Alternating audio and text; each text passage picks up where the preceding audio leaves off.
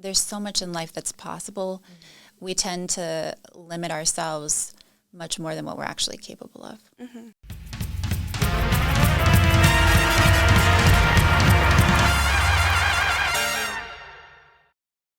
Hey Wildcats, my name is Nicole Camacho and you are currently listening to UAZ Podcast. Today I'm here with my colleague. My name is Seliat. Thank you.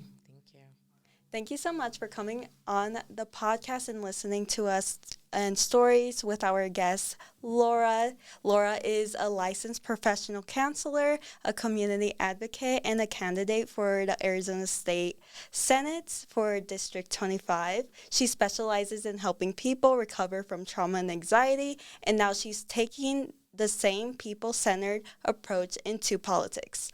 Laura is running a grassroots campaign focused on lowering costs, expanding mental health care, regulating insurance companies, protecting Arizona's water future, and investing in public education. She believes leadership should be values-driven, evidence-based, and courageous enough to challenge the status quo.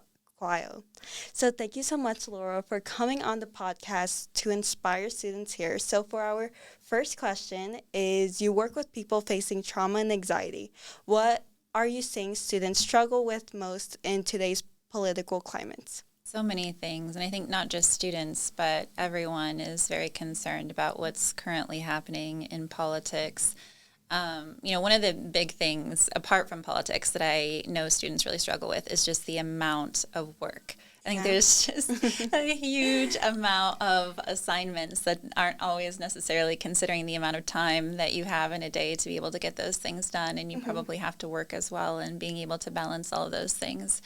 But I think everyone is understandably very concerned about the state of things, especially what's been happening with ICE and Renee Good recently, particularly worries about this administration not really following the law. So I think a lot of people just feel a bit scared. Yeah. And maybe even concerned about being involved in politics altogether, because it's such a divisive thing right now. I think people are almost scared to identify as Democrat or Republican or anything like that. I think a lot of people just kind of throw their hands in the air, like, I don't want to be a part of that. I've noticed sometimes when I'm walking up to people and asking them to sign my nomination petition, some people will say, oh, I don't do that. And it's such an unfortunate thing, because politics affects everyone. So it's so important to be taking steps to make sure that you're using your voice and your vote. Yeah, I think that's so true. I want to touch on what you said earlier about students having so much work and juggling with everything, especially in very competitive majors like law or pre-med. It's very, students start comparing themselves, acting like they don't belong there when they do. So I think being a student's so hard, and we should emphasize the mental challenges that they face. Definitely. Yeah, I think comparison is such a huge issue that comes up for people, especially when they're young.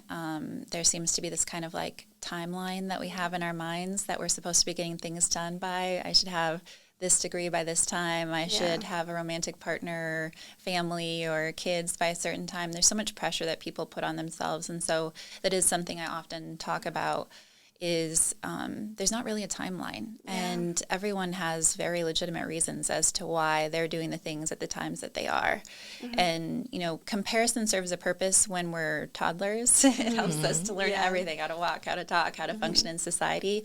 As we get older, we tend to use comparison as adults in a way that just kind of beats us down. And it's not as helpful. So I like to say that the best comparison as adults is to our former selves. If you are doing better, if you're operating in a healthier way, if you're growing in ways that you feel proud of, if you're living by your values, then those are things that you can focus on and help you to feel good.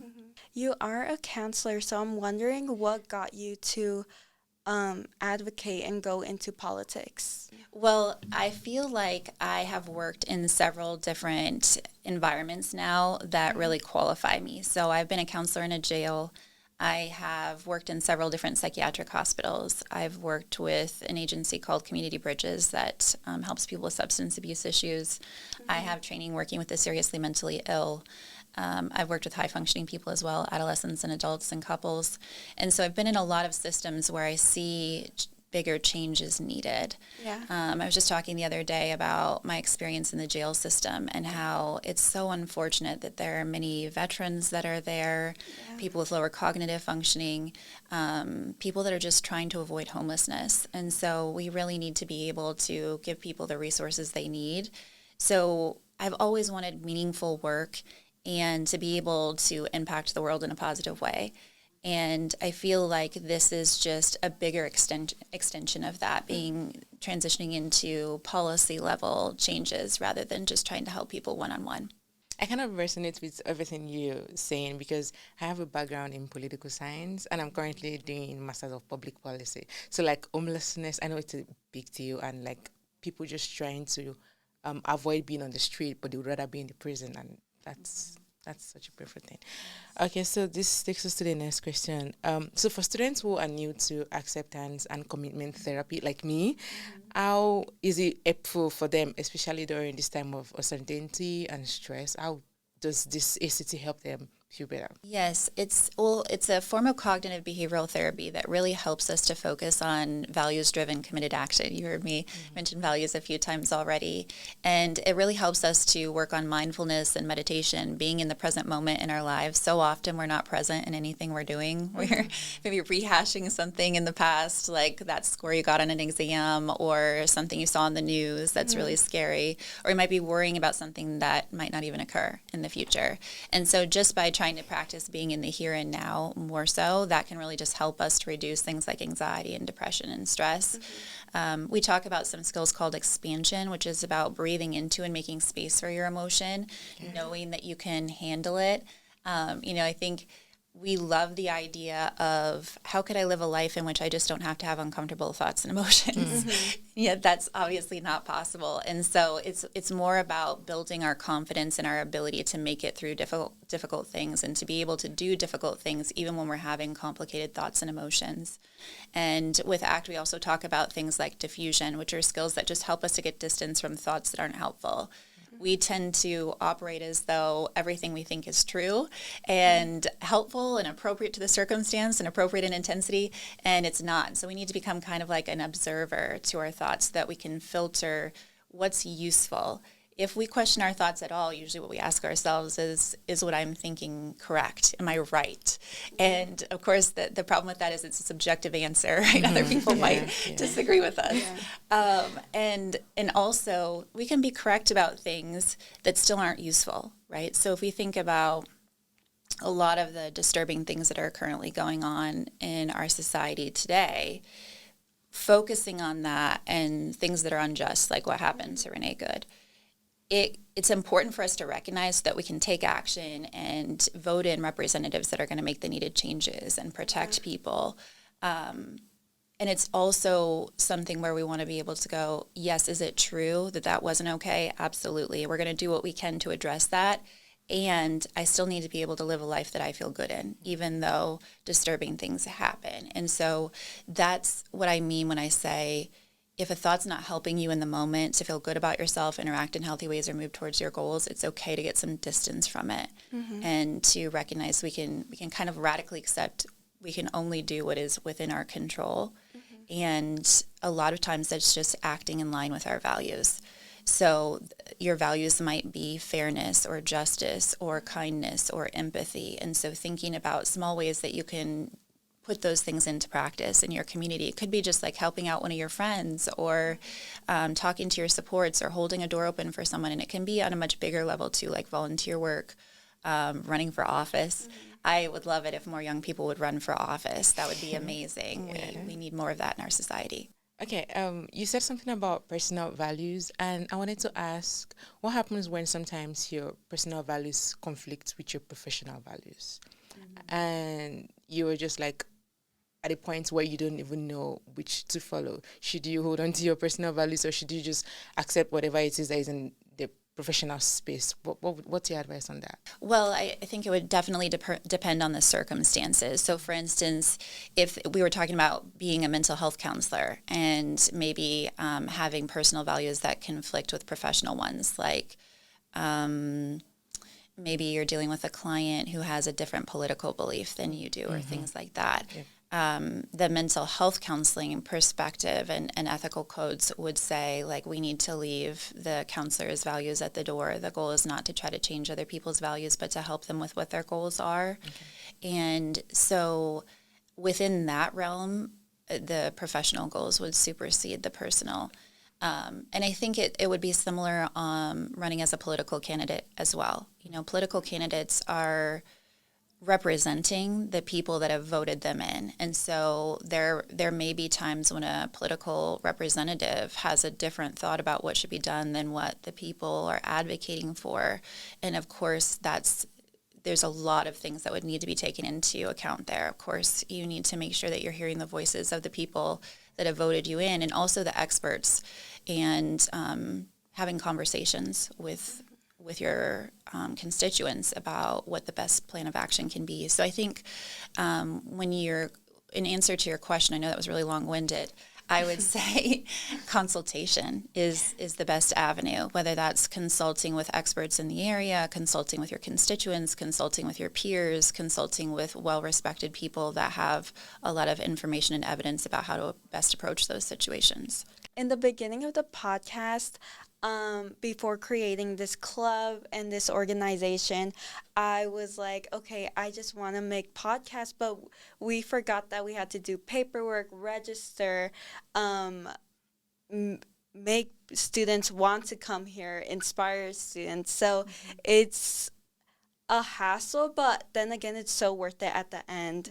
Yes. So for our next question is, many students feel discouraged by thoughts like, my voice doesn't matter. How does ACT help students or people step back from those thoughts without ignoring real challenges? Yeah, well, we talked a little bit about that already, that I think that's one of the most frustrating things.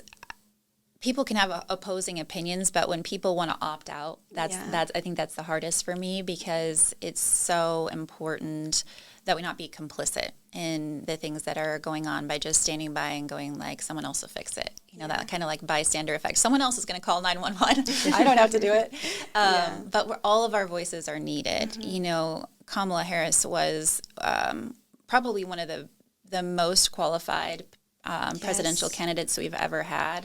And if the number of people that had voted for Biden had voted for her, then we would have not had Trump in office right now. And so I think that's one of the largest things I would say. It's one of the glowing headlines for anybody that says my vote doesn't matter. It does. And there are lots of legislative districts and races in which votes can, you know, a difference in a few votes can make the entire decision. And so it's so important to make sure that, like we were talking about with ACT, even if you feel anxious, even if you're not sure if your vote is going to count, like, live by your values, do what you can. It's a civic duty. It's voting is something that so many generations of people, especially women, had to fight hard for, to be able to have that right and to be treated as a human being whose voice mattered. And so we cannot take that lightly. And when people say, oh, my vote doesn't matter, the reality is that that's kind of like a self-fulfilling prophecy, right? Like, if you're not voting, then your vote's not going to matter. And if enough of the empathetic, kind, compassionate people are not voting, then we're going to end up with leaders like what we have right now. And so when we're having worry thoughts about whether or not we should vote or how we should approach things, again, I would just highly encourage people to focus on their values. What can you do? What is aligned with the kind of society you want to live in, the kind of environments you want to have, the way that you want people in your life to be treated, the kind of freedoms that you want? How do you want your health care to be managed? Because I think sometimes people just think of the word politics and think it's like this out there thing that doesn't affect them and they don't need to be a part of. And the reality is that politics affects everything from top to bottom in people's lives. And I think sometimes because we were fortunate enough to be in the United States, we just assume that freedom and these rights and liberties are going to always be available to us, and that's not how it works, especially how things are headed presently. So getting distance from any thoughts that tell you that your vote doesn't matter, that it's not worth it, or that there's some excuse as to why not to vote would be really important for each person getting better outcomes, but also for our society. And because I feel deeply connected with what you said, because if everyone is like, my vote wouldn't count, so who actually votes? Then who actually gets elected during elections? Okay, so our next question is going to be, what is one simple practice students can use to calm their nervous system when political news feels so overwhelming? Because sometimes we just go to our phones and then the first thing we're saying is something that is so scary and students start panicking. So what's one practice that you can advise students to do to calm themselves down? Definitely. So in the moment, if you're feeling really emotionally flooded, which means when our emotions are the most intense, we can use some self-soothing strategies with our five senses. And so no matter where you are, what you're doing, you can use those strategies and no one else has to even know that you're using them. So for instance, like if we were feeling anxious right now, we might just focus on how our feet feel on the ground. Like what part of your foot is touching the ground, or are you leaning a little bit to the right or the left, or what does your clothing feel like on your skin? What are your eyeglasses feeling like on your nose? You might notice some of the sounds that you can hear inside this room and label them to yourself. What are some sounds I can hear outside of this room and label them to myself? I might start naming some of the objects. So I'm using like my vision. I'm using my sense of hearing. If you have like gum or candies with you, you could use taste. But you use any number of your senses, and that's called grounding. It just helps bring your mind back into the here and now so that that emotional flooding can come down.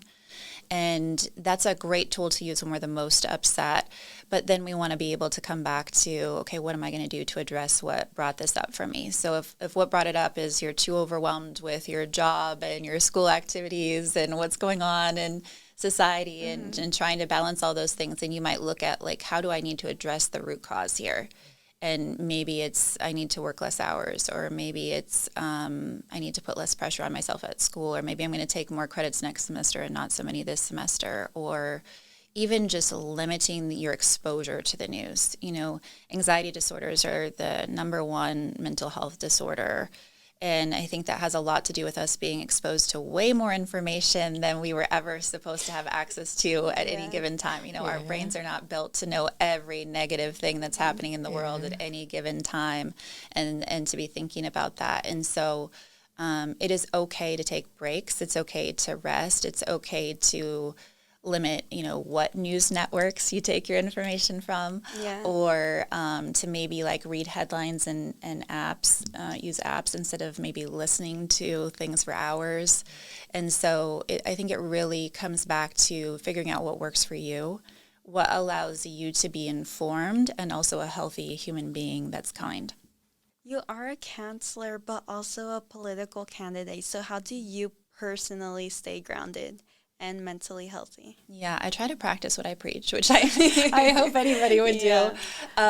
There is a meditation that I love by John Kabat-Zinn, and it's called The Mountain. That's why I called my business Mindful Mountain Counseling, because it is about being strong and steady and rooted to the ground like a mountain, and that difficult things in life are like passing weather. And no matter the season, the mountain remains strongly rooted to the ground and remains the same. The mountain doesn't care if people think it's beautiful or not. The mountain doesn't care what comes and what goes. It just remains. And so I think meditation can be really beneficial. Part of why we develop things like anxiety or kind of like a negative, pessimistic mindset is just what we're exposed to on a regular basis. So we have to be really mindful of like, who are the people around us? What is their attitude? What kinds of things are we saying to ourselves and listening to from others? And again, what news media are we consuming? And again, what environments are you putting yourself in? Because all of that sculpts your psyche and how your brain speaks to you. So that's one of the wonderful benefits about meditation, is that it gives you a lot of positive things to think about, a lot of calming, soothing things, and helps you to practice being in the here and now instead of worrying about things, again, that might not happen. So meditation is huge. Just meeting your basic needs, making sure you're trying to eat nutritious food, you're drinking enough water, and you're getting exercise. Green time. I love going for hikes. That's one of my favorite things to do. That's one of my favorite things about living in Arizona. There's so many wonderful hiking areas. And I think it's so important to have our supports too. You know, when we study, like, what is the most beneficial thing for your mental health, it's having good social relationships. And so when you've got people you can vent to or that you can seek camaraderie with and have similar values and talk about these things and, like, what can we do? You know, talk about the ideas about how we can make these things better. That's just so beneficial. You mentioned that you exercise to stay grounded, and on your website you have a picture of yourself on the running team. So how was that like with your experience with running? Well, so that was the Pat Tillman race. And so running is hard. It's not my favorite form of exercise. I did CrossFit for a long time, and now I do Orange Theory, and hiking is my favorite form of exercise, as I mentioned. But I did that race to support the Pat Tillman Foundation, and I just enjoy running or exercise or activity with other people because again, there's so much community in that and so much support. It's one of the things I loved about CrossFit is it's such a friendly community. You know, you're cheering for everybody, including the person that finishes last. And I think you push yourself harder when you see other people pushing themselves hard. And there's so many correlations and analogies between hard work and exercise and hard work in life. And I think one of the cool things about running, if there is something, is I think you get to see yourself do more than you thought you were capable of. Yeah. And that is such a great life lesson because there are so many times when things are difficult and your mind might say, oh, it's not worth it, or I should just stop, or if I can't do it now, I'm never going to be able to do it. And we can, again, create that self-fulfilling prophecy, or we can proceed, or we can remind ourselves of the evidence that we're more capable than what our minds tell us. You know, all of us sitting at this table and everybody listening, we have handled every single difficult thing that life has ever thrown at us. And yet we're still going to have moments when our minds say, oh, I can't do this, or I don't know if that's going to go the way I want it to go, so I'm not going to do it, even if it's something that's worthwhile. And so that's when we really want to be able to call on things like, remember that run I did where my mind was screaming at me that I was going to die, and I maybe went a lot farther than I thought I could go. So that's pretty good evidence that you can do other hard things too. That reminds me of when I was in high school. I used to run, and sometimes when I finish running, I'm like, was I the one that ran all of this distance? And then applying that to my life, I feel like sometimes I think about things and I'm like, I've seen how far I've come, and this is not even the time to give up. Just keep going and going and going. So yes, and knowing that you're capable of that, you have that evidence. So how can students identify their own values and take meaningful, value-driven action, even when the future feels uncertain? Well, starting with your first question, how can we identify our values? I think you start with what makes your life feel the most meaningful. Like, what lights you up? What helps you to feel like the kind of person that you want to be? What do you appreciate in others? And when you're trying to explore your values, I think it's also helpful to ask yourself what you know you don't like. That can be very informative. You know, like if you're like, I don't like people that yell when they're upset, then you know that you really value calm communication even when it's difficult. And that can be a really strong motivator to live by our own values too. You know, sometimes our best teachers are the people that show us what not to do. Like some people that are currently running our country. Those are the big questions, right? What makes my life feel meaningful? What makes me want to get up in the morning? What do I value in my relationships with others? And that will help you to explore what your values are. And then putting those things into action involves, setting kind of like a graduated series of goals. So you might start with like, what can I do that's something I could do in the next 24 hours? What's something I could do, in the next few days or weeks? And then where do I want to be in the long run? So I think sometimes people are in circumstances or situations that they don't like. It's very common that people might have like a job that they don't love. And there are people that will go, oh, if I don't like this, I'm going to take action. I'm going to go somewhere else and try something new. And there are people that just go, I don't know what's going to happen. So I'll just stay here even though I really don't like it. And whenever that happens, we really want to be, if there's something in your life you don't like, whether it's a relationship with a friend or a family member or a romantic partner, or maybe you don't like your major and you're like, I want to change, but I feel stuck because it would be a lot of work to change it, or maybe a lot of money or whatever it might be. We really just want to think about, like, where am I now? Where do I want to be? And what are the barriers to getting there? And how can I just set goals to help me to get to that? Because there's so much in life that's possible. We tend to limit ourselves much more than what we're actually capable of. You already have so many goals for Arizona when you hopefully become the senator for Arizona. So what is one of the major problems that you see here in the States? Well, the first thing that comes to mind is our access to water. I think this is probably something a lot of people don't think about, because in our current political climate, there are so many issues that are important that need to be addressed. But particularly in Arizona, we get a lot of our water from the Colorado River. And a lot of people might not know that the agreement between us and several other states in the United States and Mexico about how that water from the Colorado River is being used, that agreement is up next year. So there's going to be hopefully a new agreement, but if not, they'll probably start litigating. And none of us want that to happen, because that would cost every state a lot of money. And so I'd say one of the biggest things that's coming up for Arizona is figuring out how we can have enough water for all the people here, and also for our farming communities. So the legislative district that I'm running in, 25, includes a big portion of Yuma. And Yuma is like the winter lettuce capital of the United States. And so a good portion of our food during the winter comes from Yuma. And obviously agriculture requires a lot of water. And so we really need to start planning other ways to get water into Arizona besides just the Colorado River. We're going to have to work towards desalination.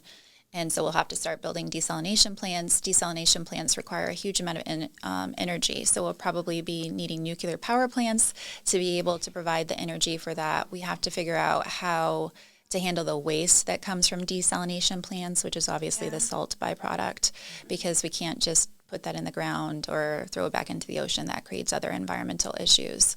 So there's a lot that we need to work through and be planning about, because desalination is something that doesn't just happen in a heartbeat. You know, if we tried to build a desalination plant now, it might take a decade to get it done. And so we really need to be actively working on making sure there's enough water here.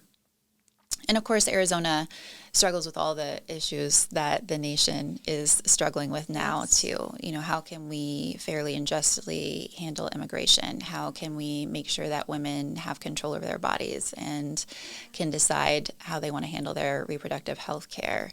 I feel very strongly about making sure that workers' rights are protected. So I think we really need to come to a place where people can't be terminated without cause, and that people have access to things like childcare and health insurance and all the things that they need, retirement benefits, that sort of thing. So how long was water a problem here in Arizona? Is it just a recent problem, or has it been a problem since a long time? Well, we live in a desert, so you probably know the answer to that question. Whenever I was driving here from the Phoenix Metro, and whenever I drive between here and Tucson, I always think, who are the people that landed here and were like, let's live here with all the cacti and the pointy things, and there's very little water. But somebody did, and they made it work. And so water, I think, has been an issue for a long time. But it's becoming more poignant because this agreement is coming up next year. And so there's going to have to be a lot of negotiation about how things are handled, especially with climate change. There's a lot less water to go around. And so it's a long-standing issue that is going to need to take more and more precedence. Yeah, that's good. So I know you have long years of experience in counseling. Is there any time that you felt personally overwhelmed, and then you also needed some kind of therapy or counseling for yourself? Yes, of course. Yep. So I see my own therapist now. Oh, Love okay. her. Yeah. She's very validating, and I think we all need like an outside, unbiased, Yeah. well-informed Yeah. source to just kind of help us process things in a healthy way. And so, yes, for sure, there's been times that I've been overwhelmed. Especially when I first became a counselor working with a seriously mentally ill population, there was a high rate of clients with suicidality. And I think that's really scary, when it feels like someone else's life is in part your responsibility. And that is probably some of the hardest stuff that I've had to deal with. And I was overseeing crisis mobile teams in Globe and Peace, and at one point, so I had to take calls like 24 hours a day about people that were struggling with suicidality, and that was very, very difficult. So there's definitely been times when things were really hard, and I tried to use all those skills that I've talked about, and all of those things are reasons that I'm running for office now too, because of those experiences, I know how we could change things for the better, so that the people that are providing care for those that need care are also receiving the care that they need, so that they can be the most beneficial to others, but also make sure they're taking care of themselves. Yeah, that's really what I wanted to know, because sometimes we just run to these people, help me, but are they really getting help themselves when they are like in the lowest moment of their lives? So. Yes. It's, I think highly empathetic people can be over sacrificing at times. And it's so important to remember that we want to try to balance attending to our own needs with the needs of others. So you can be a kind, caring, compassionate, empathetic person and also take care of yourself.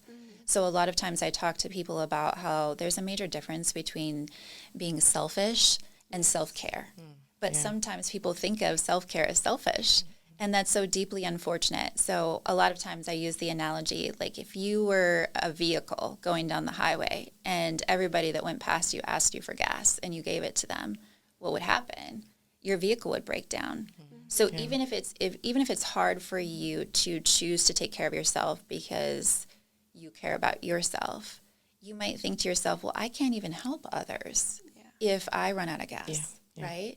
So even if your primary value or motivation is helping others, one of the most primary and important ways that you can take care of others is taking care of yourself, because the impact we all have on the world is huge. And if we really thought about that more often, we would probably be a lot more mindful in our actions. One of my favorite things about you is that you were a counselor, and not a lot of politicians are counselors, and I feel like more politicians should be counselors, because one of their best skills is learning how to listen. And as a politician, you can't support a community if you don't listen to those people who live there.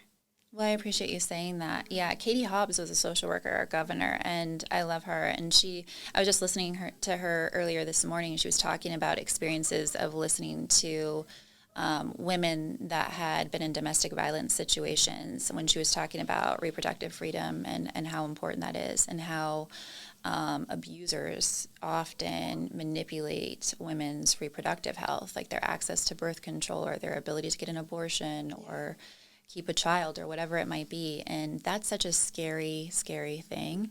And I agree that counselors, like I probably know the details of over 1,000 people's lives now, like the very intimate details of everything. and I think that's so beneficial and adds so much wisdom. Because there's a difference, like you said, between a politician that maybe has a 2-second conversation with a stranger and a counselor who knows very deeply what are the systems that have contributed to these negative outcomes for people, like what works to help them and what doesn't, what is their perspective about what would be beneficial. And also just, like I said, having worked in so many different agencies that offer assistance in so many different ways. So I agree. I think it would be wonderful if more politicians had a counseling history. And also it makes your problem-solving skills top-notch, because you've helped so many people walk through their problems, help them like find greater solutions to it. So yeah. And I think it helps to communicate your message more effectively too, because you have experience every single day, like 8 hours a day or more of helping people, and you start to recognize how you have to talk about information so that it can be received in a way that people find useful. Like, it's one thing to talk about a coping strategy. It's a whole nother one to relate it to exactly what you've gone through this moment or exactly what's bothering you. And so I think that's an essential piece to get through to people as political candidates too, or when you're trying to make needed policy changes or you're trying to have a conversation with someone who might have a different viewpoint politically, is to be able to get to the root of it. Like, what is it they care about? What has led to them being aligned with that? And how can you express what you're talking about in a way that they can understand through their life and what they've gone through. Thank you, Laura, for coming on the podcast and sharing your stories and your experience as a woman running for Arizona State Senate. So for our last question, is there any way the listeners can help you in your campaign or get involved into politics? Yes, I would love that. Yes, I would love to have more volunteers to help me canvass. Just go door to door and get nomination petition signatures or $5 donations since I'm running clean. So if I get about 240 $5 donations from individual donors, then I give that money over to Clean Elections and they help provide public funding for my campaign. So those are really essential things. And so if anybody lives in Legislative District 25, is registered as a Democrat or independent, and wants to sign my nomination petition or donate to my campaign, they can do that at my website, laurahuber4azsenate.com. If anyone would like to volunteer, they're welcome to reach out to me through that website as well, and that would be amazing. If you want to get involved in politics, I would recommend starting at the community level. So are there groups here on the college campus, like the Democratic Party? Keep Arizona Blue is a wonderful college age group. Yeah. And getting involved in the county Democratic Party, the state Democratic Party, all of those are great places to meet people that are already involved in politics so that you can get information about what you need to know. How do you run for office? What are all the ins and outs? So what do you want to make sure you avoid in terms of pitfalls? And who are the people that you want to connect with and speak to so that they can help you? And like I said, I really hope that more people, especially people your age, are thinking about politics and choosing to run, because there's so many people that would be wonderful at it. Thank you so much, Laura. We learned so much from you from today, and your experiences really moved us and motivated us to keep on going and keep striving and stay grounded. So thank you so much. Thank you for having me. It was really nice so speaking much to both of you. Thank you.